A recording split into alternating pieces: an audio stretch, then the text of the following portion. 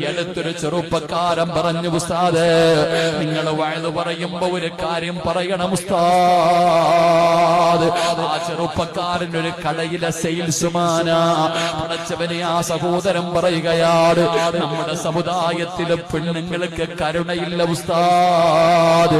പെങ്ങളെ, നീ ഒരു ഷോപ്പിൽ കയറി ചെന്നിട്ട് അതിലെന്ന് പറഞ്ഞ് കടയ്ക്കകത്ത് അടുക്കി വെച്ചിരിക്കുന്ന തുണികൾ മുഴുവനും നീ വലിച്ച് താഴെയിടുകയാണ്. എന്നിട്ട് അവസാനം നിനക്ക് ഇഷ്ടപ്പെട്ടില്ലെന്ന് പറഞ്ഞ് ആ കടയിൽ നിന്ന് ഇറങ്ങി പോകുമ്പോ ആ കടയിൽ ജോലി ചെയ്യുന്ന പാവപ്പെട്ട ചെറുപ്പക്കാരൻ നീ മറന്നു പോകരുത്.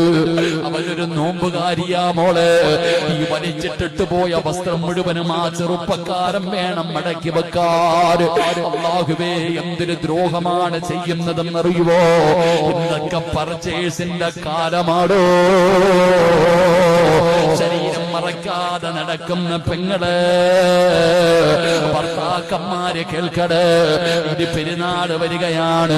മക്കള് പറയുന്ന വസ്ത്രം എടുത്തു കൊടുക്കുമ്പോ നല്ല ഇറങ്ങിയ മക്കളുടെ ബോഡി കാണുന്ന വസ്ത്രമല്ലേ വാങ്ങിച്ചു കൊടുക്കുന്നത്.